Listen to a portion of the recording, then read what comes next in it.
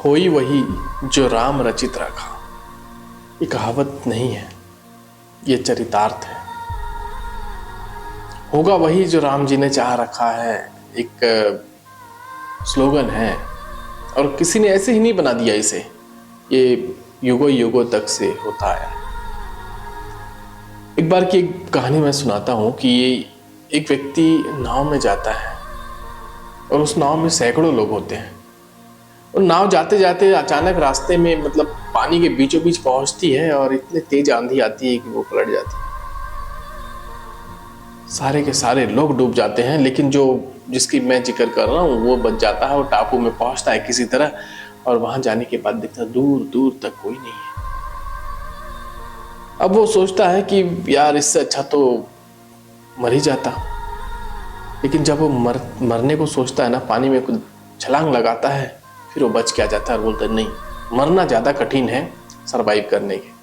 मैं यहीं रह जाता हूँ, कुछ खा के रह लूंगा, लेकिन मरूंगा नहीं मैं। लेकिन वो 1 दिन बीत गया, 2 दिन बीत गया, अब उसे लगी भूख, वो जंगल में फल फूल खा करके रहता।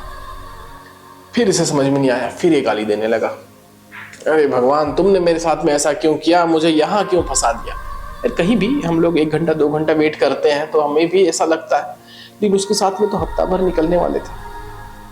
अब उसे लगता कि मैं यहाँ पे फंस गया हूँ। वो हमेशा भगवान को गाली देता, लेकिन जैसे ही वो सोचता कि यार कुछ करूं, चारों तरफ पानी पानी पानी पानी। अब उसे समझ में नहीं आता कि मैं यहीं रहूं, डूब के मर जाऊं, या कहीं से पंख लगे तो मैं उड़ जाऊं, करूं तो करूं क्या। जहां वो था वहां से कुछ दूर जाता, फल फूल खाता, पत्ते खाता, वापस आता। ऐसे करते करते 10 दिन निकल गए। अब तो फल फूल भी उसे मजा नहीं आने लगा, खत्म होने लगा। रात होती, बादल गरजता, उसे और भी डर लगता, लेकिन कहा कि मरने से तो बेहतर है कि सरवाइव करो।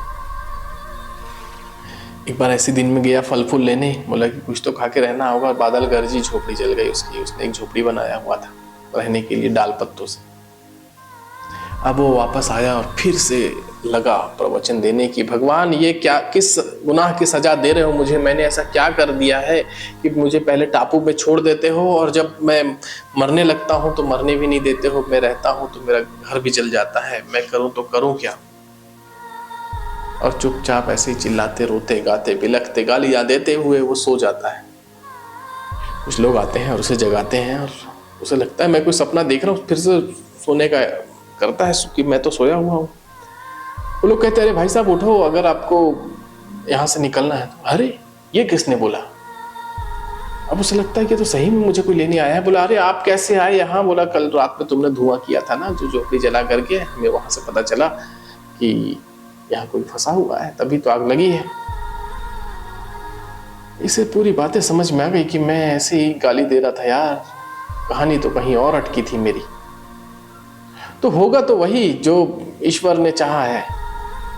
आपके चाहने से कुछ नहीं होगा। आप चाहेंगे तो भी अब डूब के भी नहीं मर सकते। आप चाहेंगे तो आपको खाना वही होगा जो ईश्वर चाहेगा। कितना आसान था, सब लोग डूब के मरे, साथ में मर जाते, बाद में मर जाते, लेकिन नहीं, मरना तो उनको ज्यादा कष्ट था। सर्वाइवल बल्कि ठीक था कि जितना दिन बने उतना दिन रह जाऊं। ये विधि का विधान ही था कि तुम्हारा झोपड़ी जलना था, धुआं निकलना था, लोगों को देखना था और उससे तुम्हारा रेस्क्यू होना था, तुमको बचना था। उसे सारी बातें समझ में आ गई। जो पहले गाली देता था अब वंदना करने लगा कि भगवान आप नहीं चाहते तो मैं नहीं बचता।